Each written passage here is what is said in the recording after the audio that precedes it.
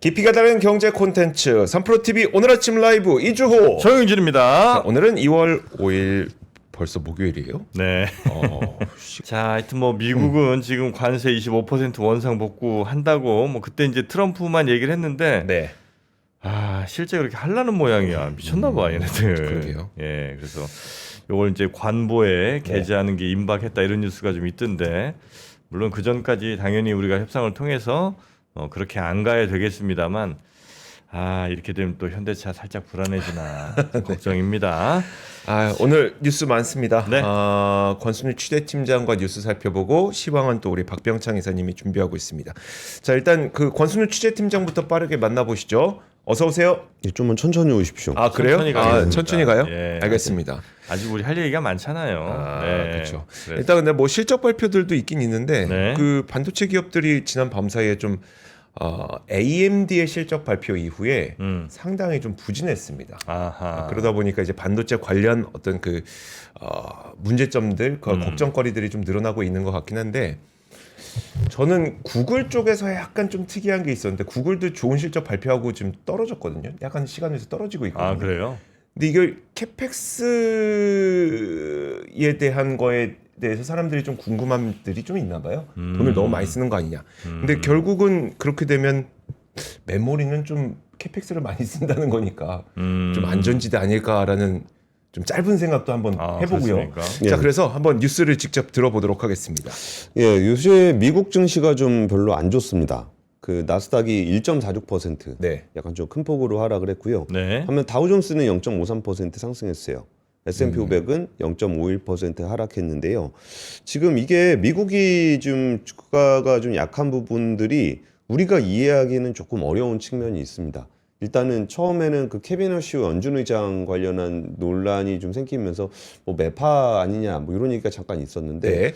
그거보다 더 중요하게 좀 데미지를 줬던 거는 AI가 소프트웨어 기업들을 잠식할 것이다 네. 라는 부분입니다. 근데 소프트웨어라는 게 항상 그 말씀을 뭐 이제 자주 드리게 될 것 같은데 소프트웨어라는 게 결국은 인간이 하고 싶은 행동을 하드웨어한테 시키게 만들어진 솔루션이잖아요. 네. 근데 그 소프트웨어 없이 그 인간이 기계에게 직접 명령을 할 수 있는 AI가 있다면 소프트웨어가 뭐가 필요하겠냐.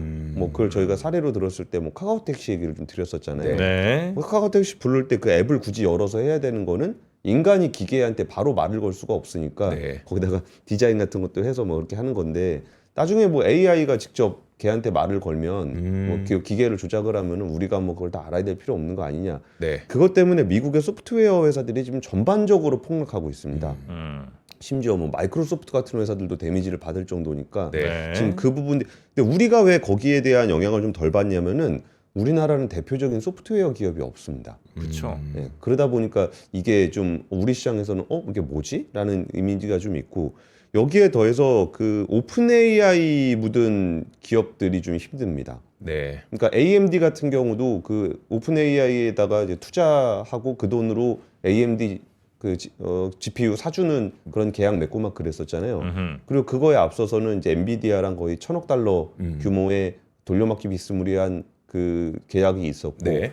근데 오픈 AI가 요즘에 좀 잠잠하죠. 네. 전반적으로 이게 뭐 구글이라든지 뭐 클로드가 이번에 대박 났잖아요. 네. 그러니까 그런 부분들에 대해서 좀 상대적으로 오픈 AI의 영향력이 좀 약해지다 보니까 야, 그게 유지가 될까? 라는 고민을 좀 하게 되는 거고. 네. 그러다 보니까 엔비디아도 어저께 3.4%나 하락을 했습니다. 근데 엔비디아 것도 안 사는데 AMD 거는 과연 살까? 뭐 이거에 대한 기본적인 의문들이 좀 드는 겁니다. 그래서 거기서 좀 떨어지는 영향을 좀 받았습니다. 네. 전반적으로 주가도 좀 올라와 있는 상황에서 이번에는 AI 관련한 우려가 뭐가 있냐? 라 그랬을 때 소프트웨어하고 하드웨어가 이제 동시에 데미지를 받으면서 전반적으로 좀 시장 분위기는 안 좋은 상황입니다. 근데 네. 상대적으로 우리는 그걸 좀 덜 느끼는 이유가 우리가 우리나라에게 AI 글로벌 생태계랑 연결되어 있는 건 대부분 메모리예요. 네. 근데 메모리 쪽은 뭐가 되든 뭐 AMD를 쓰든 엔비디아를 쓰든 뭐 구글을 쓰든 뭐 소프트웨어를 쓰든지 안 쓰든지 메모리는 쓰잖아요. 네. 그러다 보니까 계속적으로 좀 호재가 있다 보니까 좀 우리나라 시장하고 약간은 디커플링 되는 모습들이 좀 보이는 것 같긴 합니다. 약간의 좀 바램을 담기도 했습니다. 네. 네. 좀 우리는 그럴 이유가 별로 없긴 한데 미국 빠질 때 우리가 꼭 같이 빠져야만 하는가라는 부분들은 이따 박봉창 이사님이 좀 더 네. 소개를 해주실 것 같습니다. 네. 자, 그러면 뉴스 하나하나 가보겠습니다. 첫 번째 뉴스는요. 첫 번째 뉴스는 어제 제일 부러웠던 뉴스입니다. 하이닉스가 역대 최고 수준의 기본급의 거의 3,000%에 달하는 성과급을 직원들에게 지급한다. 3,000%요. 예, 예. 기본급은 연봉의 한 20분의 1 정도 되는데 대충 계산을 하면은 연봉이 1억이면 성과급이 1억 4,820만 원. 그래갖고 합치면은 뭐 여기에 뭐 보너스까지 더하면은 2억 6,320만 원을 받게 된다. 요런 얘기입니다. 이게 기준이 영업이익의 10%를 기반으로 해가지고 그 성과급을 초과이익 분배금을 지급하는 건데 이게 원래 1,000% 있던 게 그 지난해 폐지가 되면서 2,964%가 됐습니다. 네. 근데 이게 올해 기준을 그냥 그대로 적용을 했을 때 작년 기준을 그대로 적용을 해가지고 올해 그 증시의 전망치를 기준으로 보면은 네. 거의 한 4억 원대의 성과급이 나올 거다. 아, 그래요? 네. 그 그것 때문에 그쪽 지역에 뭐 부동산이 오르네 뭐 이런 얘기들도 좀 있습니다. 네. 근데 이거 뭐 부럽다는 얘기를 전해드리려는 건 아니고 이게 사실 작년에 실적 좋았던 기업들이 꽤 많아요. 근데 그게 지금은 기업이 혼자 뛸 수 있는 그런 상황은 아니거든요. 네. 그래가지고 어제 이제 청와대에 다 같이 모여가지고 10대 그룹 총수가 모여서 이재명 대통령과 어제 간담회를 했습니다. 이 자리에는 뭐 이재용 회장을 비롯해서 정의선 회장, 구강모 회장, 신동빈, 김동관 뭐 총수들 이렇게 다 왔고요. 저도 보니까 여기는 뭐 장인하 회장, 그 포스코 장인하 회장 있고 네. 여기는 최태원 회장이 안 오고 최창훈 회장이 여기 왔더라고요. 여기는 정의선 회장 있고 네. 김동관 여기 뒷모습이 이재용 회장 그리고 뭐 그렇게들 있습니다. 근데 여기서 주로 했던 얘기가 일단 유진 한경협 회장이 네. 주요 10대 그룹은 5년간 270조 원 규모의 지방 투자를 계획하고 있다. 정부 요청에 적극적으로 부응하겠다. 10대 그룹 위에도 다 합치면은 한 300조 원 정도를 투자할 수 있지 않을까 싶다. 이렇게 얘기를 했습니다. 네. 그리고 이제 거기에 취업 관련한 얘기가 나왔는데 올해 한 5만 명, 10대 그룹에서 한 5만여 명 정도를 신규 채용하기로 했고 그중에 66%가 신입사원이다. 그룹사별로는 이제 삼성그룹이 제일 많습니다. 12,000명 정도. SK그룹도 8,500명. 그러니까 아무래도 돈 제일 많이 벌었잖아요. 네. 네. 근데 원래 돈을 하는 거를 기업이 돈을 벌면은 기업이라는 데는 없습니다. 기업이라는 건 추상적인 펑션이고 네. 그 돈은 주주한테 가든지 임직원한테 가든지 구매를 통해서 협력업체한테 가든지 네. 세금을 내면 나라에서 가든지 이렇게 가는 거거든요. 네. 그러니까 이 부분들을 어떻게 쉐어할까라고 본다 그러면은 네. 이제 그 미래 세대를 위한 자금 그게 결국은 신입사원 채용이겠죠. 이런 부분들도 좀 진행을 하기로 했습니다. 그리고 이번에 그 이재명 대통령은 서울에서 거리가 멀면 멀수록 정부 지원을 늘리는 가중 지원 제도를 조만간 법제화하겠다라고 네. 좀 얘기를 했는데요. 뭐 대표적으로 여기 없네요. 대표적으로 그 지방 중소기업 근로자를 대상으로 해서 근로소득세를 추가로 감면해주겠다는 건데 이런 방안을 좀 마련하겠다라고 좀 하고 있습니다. 그러면은 여기서 뭐 지역의 중소기업 다니시는 분들은 아무래도 좀 그 급여 수준이 조금 낮을 수도 있잖아요. 네. 근데 거기서 좀 근로소득세를 낮춰주면은 거기에 이제 추가적으로 가처분 소득이 늘어나는 그런 효과가 있고요. 그리고 부산과 울산 시내 일부 지역에 기회발전 특구로 추가 지정을 하게 되면서 여기는 매출 발생 시점부터 5년간 법인세가 100% 면제가 된다. 네. 지금 이미 됐어요, 그렇게? 지원할 예정. 예정. 네. 입니다. 네. 그게 있고 그리고 지금 이제 지역에다가 이제 그 플랜트들을 만들려고 하고 있는데 삼성 같은 경우는 이제 플렉트 그룹 인수한 거예요. 네. 공조 회사거든요. 데이터 센터에 그 냉각하는 네. 뭐 일종의 큰 에어컨 그거 만드는 그룹을 하나 인수를 했는데 광주에다가 이제 공조 공장을 좀 만들기로 했고요. 여기에 그 이노텍 같은 경우도 차량용 AP 생산 라인을 이제 광주에 증설하겠다 요 얘기하고 있고 삼성 SDS 같은 경우는 해남에다가 국가 데이터 센터를 건설하고 있고 그리고 뭐 SDS 같은 경우가 구미에다가 AI 데이터 센터 하나 건설할 예정이고요. 네. 삼성 SDI는 전고체 배터리 생산 거점을 울산에다 짓겠다. 그리고 하이닉스 같은 경우는 첨단 패키징 팹을 청주에 하나 더 짓겠다. 라고 좀 얘기를 좀 하고 있습니다. 이게 어떨까요? 이게 지금 기업들의 투자가 지역으로 좀 많이 이루어지고 있기는 한데 네. 이게 뭐 계획돼 있었던 것도 있고 뭐 계획을 할 거면 그쪽에다 짓는 것도 있고 정부에서도 그쪽에다 인센티브를 좀 주려고 하고 있습니다. 근데 이게 그 지역 균형 발전은 사실 굉장히 중요한 문제라는 걸 우리가 다 인식은 하고 있잖아요. 네. 근데 과연 우리가 이걸 해낼 수 있을까에 대한 자신감은 거의 없는 상황입니다. 근데 지금 기업들도 지금 정부 방침이 확실히 지역에다 뭘 지으라는 거구나라는 거고 그 지역에다가 졌을 때 정부가 해줄 수 있는 폭이 과거의 자유무역 시대에는 정부가 해주는 게 아니라 기업이 하는 거였잖아요. 네. 근데 그거보다 더 한다라는 게 있는데 이게 과연 진짜 이번에는 될까? 라는 부분들을 저는 좀 기대를 하면서 지켜보고 있습니다. 네. 네. 기대를 하면서 지켜본다는 얘기는 조금 걱정 같은 게 좀 되긴 된다는 거예요? 근데 지역균형 발전이라는 게 벌써 그 용어가 나온 지가 벌써 20년이 넘지 않았습니까? 네. 근데 더 악화되기만 했지 더 개선되는 모습들은 안 보이고 있는데 이번에는 또 될까? 근데 돼야 된다라는 당위적인 그쵸. 지지가 네. 있죠. 네. 그리고 기업들도 그리고 일단 기업들이 좀 돈을 좀 많이 벌었고 또 해외 나가는 거가 좀 무서워진 상황이 됐습니다.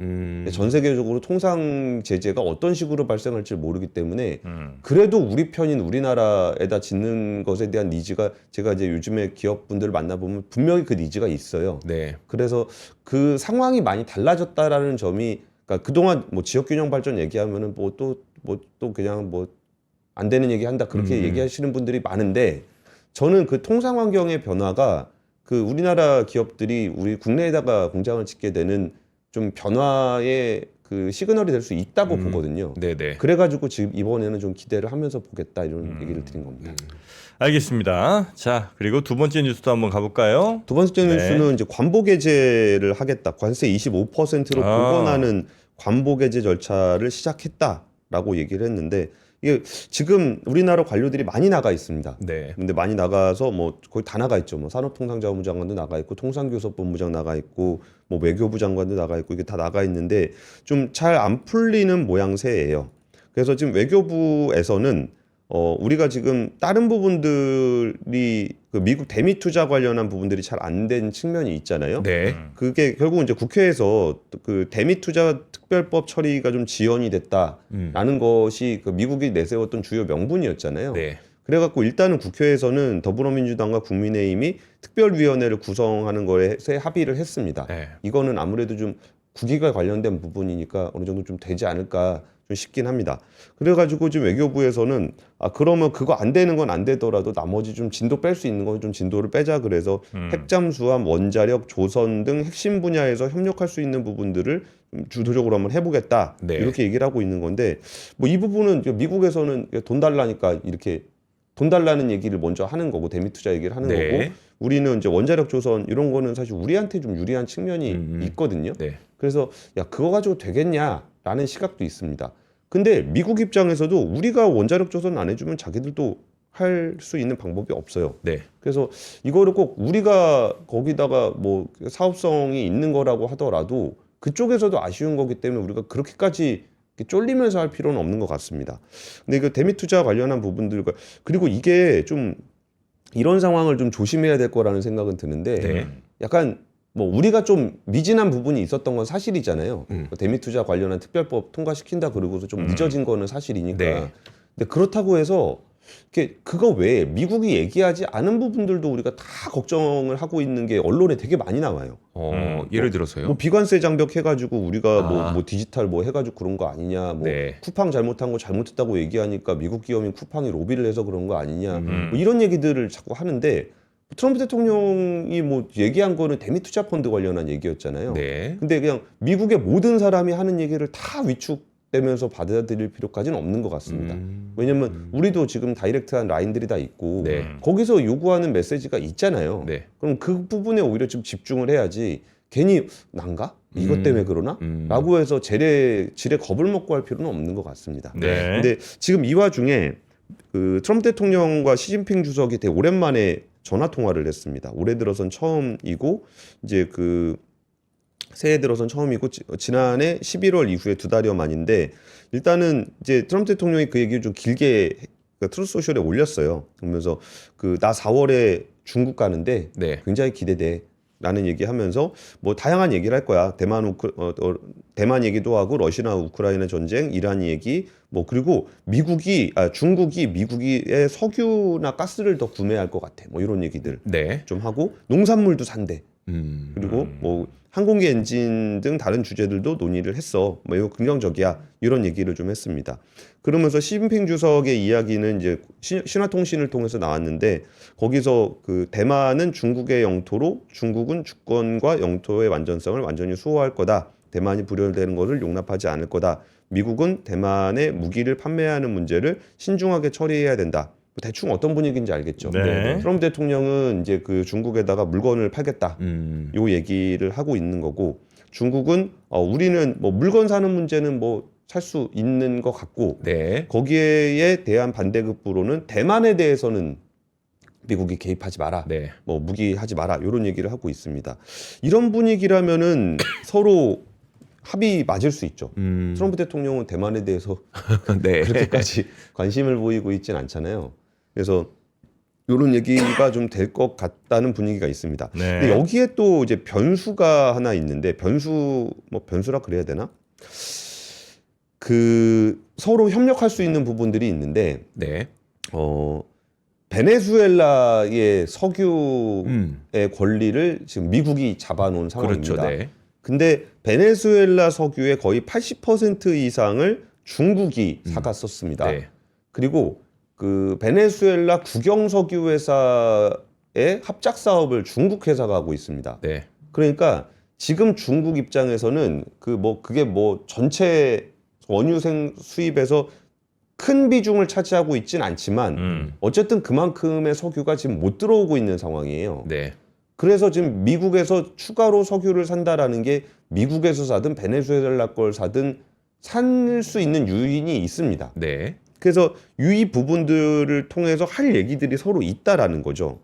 그리고 지금 올해가 미국의 중간 선거가 있기 때문에 트럼프 대통령 입장에서 뭔가의 성과를 좀 내야 되는 네. 상황입니다. 근데 여기서 갈등을 가지고 성과를 낼 것이냐라고 봤을 때 뭐 히토류라든지 이런 문제가 있어서 갈등으로 성과를 내기는 쉽지 않습니다. 네. 근데 지금 시진핑 주석이 어떤 얘기하고 있냐면 나는 중미 관계를 매우 중시한다. 새해에도 중미 관계라는 큰 배를 이끌고 풍랑을 헤쳐나가며 전진에 더 많은 큰일과 좋은 일을 하게 되길 바란다. 중국은 말한 것은 반드시 지키고 행동을 반드시 결과에 옮기기 위해서 실천을 한다. 우리가 마주보고 나간다면 각자의 우려를 해결할 수 있을 것이다. 각자의 우려를 해결할 수 있을 것이다. 그러니까 중국은 지금 미국 트럼프 대통령 너 지금 필요한 게 우리가 뭐 사주는 거 아니야? 네. 에너지하고 대두, 농산물 우리가 네. 사줄게. 그리고 우리가 필요한 게 뭐지? 대만 문제야. 너네 대만에다 무기 팔고 그런 거를 안 한다면 우리가 풀어갈 수 있는 게 많지 않냐? 네. 요 얘기를 하고 있는 건데 이게 과거에 바이든 행정부였으면은 말이 안 되죠. 그렇죠. 네. 근데 트럼프 행정부에서는 말이 될 수도 있어 보입니다. 그래서 이제 슬슬 불을 지피고 있는 게 4월이라 그랬잖아요. 네. 그러면 지금이 2월이니까 4월까지 이 미중 관 이슈들을 계속적으로 드리블을 해 나가지 않을까 싶어서 이게 어쩌면 앞으로 한 2달 동안 나올 트럼프 뉴스의 중요한 네. 포인트가 되지 않을까 싶습니다. 네. 하여튼 요거는 진짜 우리 경제에 특히 이제 자동차가 특히 이제 수출 많이 하고 관세 직접적인 영향을 이렇게 맞게 될 테니까 예. 좀 중요한 뉴스일 것 같긴 하고. 근데 혹시 우리가 수출세 같은 건 매기면 안 돼요? 반도체 수출할 때 20%씩 세금 매긴다. 그거 안 되죠? 뭐 법상으로 어떻게 되는지는 잘 모르겠는데 뭐 하기도 하죠. 다른 나라에서는. 아니 그 원래 이제 뭐 보복 관세를 좀 하고 싶은데 사실 미국에서 들어오는 거 뭐 별로 있지도 않은 것 같고 예. 이럴 때는 수출할 때라도 좀 반도체 수출할 때 세금 매겨버리면 안 되나? 아니 왜 얼마 전 이틀 전인가 그 캐나다 총리가 뭐 다른 건 뭐 모르겠는데 하여튼 진짜 약간 제가 감동받은 한마디가 있다면 네. 우리는 그들과 테이블에 앉아서 협상을 해야 되는데 우리가 그 테이블에 앉지 못한다면 테이블 위에 메뉴가 될 거라고. 나 그 얘기는 참 좀 진짜 그런 것 같다. 그러니까 이 약소국이라고 혹은 뭐 그냥 그들보다 힘없다고 알겠습니다, 알겠습니다 해서 계속 그냥 이렇게 끌려다니다가는 그냥 네. 그들의 메뉴 위에 올라가서 테이블 위에서 네. 그냥 이렇게 먹히는 수밖에 없지 않나. 네. 그래서 그런 것들을 좀 다른 여러 나라들 어느 정도 그래도 아주 힘없는 나라들이 아닌 나라들끼리라도 좀 힘을 모아서 뭘 해야 되지 않나 이런 생각이 이제 살짝 들기는 좀 했는데 네, 맞습니다. 네. 네. 하여튼 뭐 두 번째 뉴스는 이 정도 하고요. 세 번째 뉴스 갈까요? 세 번째 뉴스는 그냥 메인으로 뽑았던 제목은 이것도 뭐 발생한 뉴스니까 LG 에너지 솔루션이 하나큐셀로부터 1조 원 규모의 ESS 배터리를 산다라는 네. 얘기입니다. 하나큐셀은 태양광 회사고요. 그 LG 엔솔은 배터리 회사죠. 네. 근데 둘 다 미국의 공장이 있습니다. 그래가지고 엔솔이 만들고 큐셀이 같이 요거를 같이 쓰면은 그 IRA 보조금 같은 것들을 다 받을 수 있는 미국 내의 주요한 공급망을 네. 형성을 하게 됩니다. 배터리 납품 규모는 한 5기가와트시 정도가 된다고 하고요. 이게 이전에도 한번 관련한 계약을 맺은 적이 있었는데 2024년에 한 4.8기가와트 규모로 공급 계약을 맺었다가 이번에 5기가와트 규모로 또 추가를 하게 되는 겁니다. 그래서 지금 미국에서 데이터 센터를 많이 만들고 있잖아요. 네. 근데 그 데이터 센터 만들 때 주요한 에너지가 태양광과 태양광의 가능성을 보완해 줄 수 있는 ESS인데 요 협력 파트너십 관련한 얘기입니다. 요거를 이게 발생한 뉴스니까 지금 먼저 가지고 왔는데 네. 이거보다 원래 훨씬 더 큰 뉴스는 일론 머스크가 3년 내에 그 100기가와트 규모의 태양 패널을 생산할 수 있는 능력을 확보하겠다. 이렇게 얘기를 하고 있습니다. 100기가와트. 100기가라고 하는 이유가 있는 거죠? 특별히 없습니다. 없어요? 네. 아. 여기서 그럼 100기가와트가 어느 정도 규모인지를 좀 말씀을 드리면은 네. 그 미국의 에너지 정보청 전망에 따르면 향후 12개월 미국의 신규 발전원 예상치, 미국의 신규 발전원 네. 예상치 앞으로 1년 동안 태양광이 37기가와트입니다.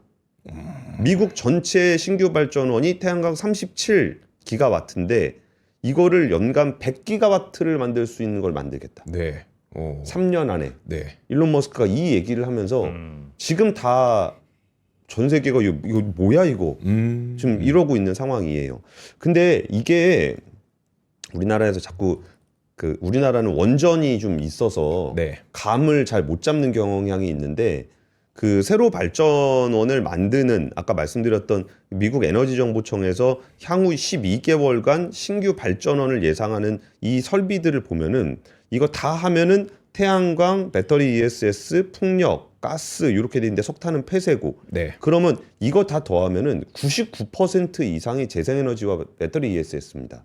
신규 설치하는 것 중에 99%가요. 예. 네. 아. 이게 감이 안 오죠. 예. 그러니까 전체 발전원이 새로 생기는 거에 99%가 재생에너지로 한다라는 게 한국에서는 전혀 상상이 안 가죠. 네. 그러니까 우리나라는 그 재생에너지가 뭐 10%도 안 되잖아요. 맞아요. 예. 그리고 절반이 화석연료, 절반이 그 원전. 네. 그리고 우리나라는 원전을 워낙 잘 만들기 때문에 원전이 항상 같이 논의가 돼요. 근데 미국은 원전을 잘 못 만들기도 하고 만들려면 한 15년 걸리잖아요. 네. 그러니까 지금 1년치 발전원을 보면은 99%가 태양광 발전입니다. 근데 여기서 테슬라가 그럼 이걸 왜 하려 그러는 거냐, 뭘 어떻게 하려 그러는 거냐라고 한다 그러면 이 우주 태양광 데이터 센터. 네, 네. 이거 제가 예전에 압권에서 한번 되게 상세하게 소개드린 적이 있는데 이게 어떤 거냐면 스페이스X가 지금 팔콘 9인데 그 스타쉽이 나오게 되면 훨씬 더 무거운 네. 걸 올릴 수가 있습니다. 그럼 거기에 태양광 패널을 얹은 위성이 올라가서 거기에 이제 군집해서 각자 하나하나가 데이터 센터가 돼서 네. 서로 데이터를 주고받으면서 우주에서 AI 데이터 센터를 만드는 겁니다. 연산을 하는 거죠. 네. GPU 막 올리고 막 그래서 스타클라우드라는 스타트업은 그때 했던 데모를 보면은 그 우주에 그 태양광 패널이 한 가로 세로 4km. 네. 가로 세로 4km짜리 태양광을 위에 우주에다 띄워가지고 거기서 데이터를 돌리겠다 이런 얘기입니다. 그래서 와 이게 될까? 라고 생각이 들면서도 이게 분명히 올해 스페이스X 상장을 하려면 일론 머스크는 계속 이 얘기를 하게 될 거다라는 거고 지금 일론 머스크가 중국에 가서 태양광 업체들을 좀 접촉을 했다. 네. 그러니까 모듈을 만약에 만든다면 셀 같은 거는 또 들여와야 되는 그렇죠. 거잖아요. 네. 그래가지고 좀 중국 언론에서 뭐 진코솔라라든지 요런 데들 만났다. 그래가지고 진코솔라는 상한가 바로 쳤고요. 네. 근데 트리니솔라 같은 경우도 한 9% 이상 올랐고. 그래서 그러니까 일론 머스크가 하는 얘기가 적어 있습니다. 우리가 핵융합이 인류 최고의 에너지원이 될 거다. 네. 그 얘기 하잖아요. 핵융합이 태양이잖아요. 그러니까 일론 머스크는 야 태양이 있는데 왜 지구에다 태양을 만들어? 네. 가서 태양을 갖다 쓰면 되잖아. 이 얘기를 하고 있습니다. 그래서 이 우주 데이터 센터 프로젝트는 저는 말이 안 된다고 보진 않는 게 진짜 그 데이터 센터 AI 다 쓰기 시작하면은 정말 지구상에 만드는데 한계가 있거든요. 네. 그리고 송전망 만드는데 한 15년씩 걸리는데 이거를 지금 뭐 데이터 센터를 만든다 한들 송전망이 15년 걸리면은 수급이 안 맞아요. 네. 그러면은 이게 여기서의 계획들은 뭐 스페이스X는 2035년쯤 그때쯤 되면은 지구에다 데이터 센터 만드는 것보다 우주에다 만드는 게 더 싸다라는 얘기를 하고 있는데 35년이 되게 멀게 느껴지시겠지만 아까 설명드렸던 것처럼 송전망 하나 만드는데 10년 이상 걸린다. 네네. 그러면은 35년이라는 시간은 그렇게 긴 시간은 아닙니다. 네. 그래서 요 태양광 관련한 얘기가 좀 우리나라에서 워낙 태양광이 많이 죽어갖고 제가 그 어제 조금 취재를 해봤는데 네, 네. 지금 위성 많이 쓰잖아요. 거기에 이미 태양광 패널은 다 달려 있고. 그럼 어떤 태양광 패널이 우주 데이터 센터에 필요한지를 생각을 해보면 지금 있는 패널들은 대부분 갈륨 기반이라는 거예요. 네. 근데 그게 옛날부터 그걸 써왔는데 굉장히 비싸답니다. 굉장히 비싸지만 어쨌든 우주 프로젝트는 항상 비쌌기 때문에 그 비싼 걸 써도 그렇게 몇 푼 안 됐었는데 지금 얘기하는 것처럼 100기가를 띄운다 이러면 이거는 분명히 가격에 어떤 그 저항이 생길 수밖에 없어서 그럼 갈륨 기반이 아닌 다른 태양광 패널을 무엇을 쓸 수 있을 것인가에 대해서 찾고 있는 것 같다는 거예요. 거기서 이제 나오고 있는 게 요즘에 페로브스카이트라고 하는 그런 그 차세대 태양광 효율 패널, 좋은 거. 효율 좋은 거, 효율 좋고 좀 저렴한 거. 그래갖고 어제 우리나라에서도 막 하나 솔루션이니 현대 에너지니 막 상한가 기록하고 막 난리도 났더라고요. 네. 아니, 근데 그 데이터 센터도 그냥 뭐 조만한 위성만한 사이즈로 올리지는 않을 거 아니에요. 데이터 센터 크기도 어마어마할 거 아닙니까? 보통 뭐 지구에서 만들 때는 뭐 무슨 축구장 몇 개 넓이 뭐 이렇게 이제 올린다는 거 아니에요. 많이 올리죠, 많이. 많이. 예. 그러니까 이제 지구에서 할 땐 그렇고 네, 네. 위로 이제 올릴 때는 여러 개를 더 많이 올린다. 많이 올리죠. 근데 그 올리는 거마다 이 4kg 가로 세로 4kg. 아니 그거는 이제 그 샘플로 나온 거고요. 그러니까 이제 태양광 패널이 가로 세로 4kg라는 거 아니에요. 네, 네. 아, 정프로랑 이렇게 머스크랑 이별하게 될 줄 몰랐네요. 저는 이건 조금 머스크랑 조금 생각을 달리하고 있습니다. 과연 그럼 어쨌든 부피라는 게 뭐 지금 지구에서 막 이만한 집채만한 게 갑자기 스마트폰만하게 작아지는 뭐 그런 건 아닐 거 아닙니까? 그죠? 데이터 센터에 뭐 들어가는 최소한의 부피라는 게 있을 테니까. 스타쉽이 한 2톤 정도 올린다고 맞아. 그러더라고요. 톤 단위로. 예. 그러니까 이제 올리는 건 그렇고 네, 네. 그래서 과연 그게 우리가 그렇게 정말 데이터 센터를 우주에 올려놓고 쓸 만큼 거기에 이제 나오느냐. 저와 일론 머스크의 커다란 한판 대결, 적벽 대전이 시작됐다. 저는 그렇게 봅니다. 그래서 여러분은 저한테 힘을 좀 실어주셨으면 좋겠고, 정프로는 테슬라와 전면전을 선포하겠습니다. 오. 혼자 선포한 거죠? 네? 일론 머스크한테까지 전해지진 않죠? 일론 머스크가 알겠지. 이 정도면 알 거라고 생각하고요. 네. 자, 하여튼 일론 머스크 당신의 생각 물론 존중합니다. 당신의 꿈 존중합니다. 그러나 이건 쉽지 않습니다. 저에게 힘을 실어주실 분들께서는요. 지금 바로 워커힐 본갈비 3+1 최초 5만 원대로 지금 공급해드리는 이 본갈비 한번 드셔보시면 어떨까 싶습니다. 네. 자, 본갈비는 갈비 뼈에 붙은 그런 살입니다. 그런 거예요. 네. 본갈비가 뭔가 했네. 갈비의 본가 이런 거. 그게 아니에요? 본이 이제 뼈고.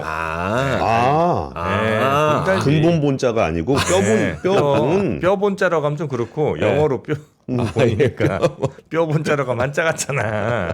예, 본갈비. 아하. 마치 그 서버가 있으면 그 옆에 이제 태양광 패널이 있듯이 갈비 뼈가 있으면 그 옆에 살들이 쫙 이렇게 붙어 있는 거죠. 네, 네, 그래서 그 갈비뼈에 붙은 살 제일 맛있는 살이죠. 예, 마블링과 식감이 아주 뛰어나죠. 쫄깃쫄깃하면서도 그냥 부드럽게 넘어가는 요 초이스 등급의 맛있는 본갈비 워커힐 본갈비 워커힐의 특제 소스가 바로 그냥 아낌없이 들어가 있는 그 네. 본갈비 두께는 10mm 가장 맛있는 두께로 커팅을 해 놨고요.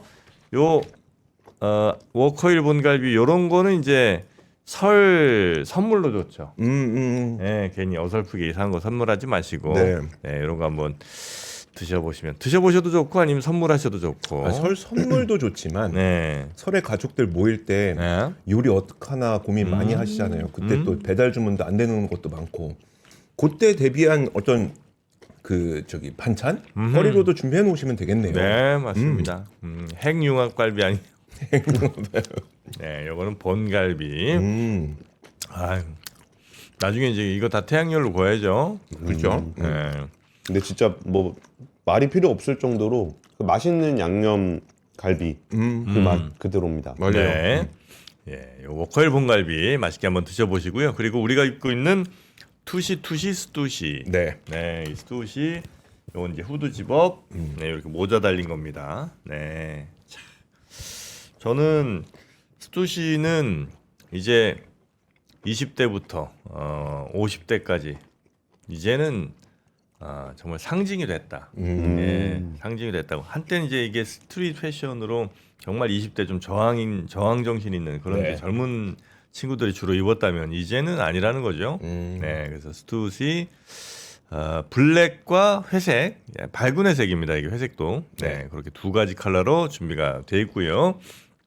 요거는 일본 현지 매장에서 직접 가져온 병행 수입 정품이라고 하네요. 네, 그래서 약간 오버핏. 제가 지금 엑스라지인 것 같은데 사이즈 약간 넉넉합니다. 네, 저도 엑스라지입니다. 네. 드디어 엑스라지를 저한테 줬어요. 네. 사이즈는 요건 이제 후드 같은 거 조금 넉넉하게 입어줘야 이쁘지. 네. 너무 타이트하면 이쁘진 않습니다. 네, 그래서 사이즈는 평소대로 시키시면 약간 넉넉할 거예요. 네. 그렇게 이제 입으시는 게 제일 맞고요. 그리고 95부터 110까지 준비가 돼 있으니까 여러분 체형에 맞는 사이즈로 평소 주문하시던 사이즈로 입으시면 되겠습니다. 안에 뭐 면티나 맨투맨 같은 거, 네, 그런 거 받쳐 입으시면 좋고 아주 추운 날은 이 위에 패딩 하나 아니면 이제 조끼 같은 거, 네. 패딩 조끼 있잖아요. 네. 그런 거 딱 껴 입으면 제일 잘 어울리죠. 오, 굉장히 저항 의식 있는 50대 같아 보일 것 같습니다. 아내 말 안 듣죠. 출근 안 해. 50대 여러분 출근 안 하는 겁니다. 그렇게 네. 쓰레기 봉지 나 주지 마. 네, 저항합시다. 이야. 네, 저항의 상징. 아침에 음스 버리는 데 가면 다들 이거 입고 이제 모이고 아유 안녕하세요. 예, 출근하시나 봐요. 자, 저항의 상징 스투시. 장면이 너무 상상되는데요. 다 같이 스투시 입고 자 이렇게 버리러 가는 겁니다. 네. 예, 이게 87,000원. 87,000원 후드 꼭 눌러 쓰고 네. 얼굴 안 보이게 다니시기 바랍니다. 자 그러면 우리 권 팀장님 여기서 보내드리고 박병창 이사님 모시러 가야죠. 네. 네, 대단히 고맙습니다. 네, 감사합니다. 네.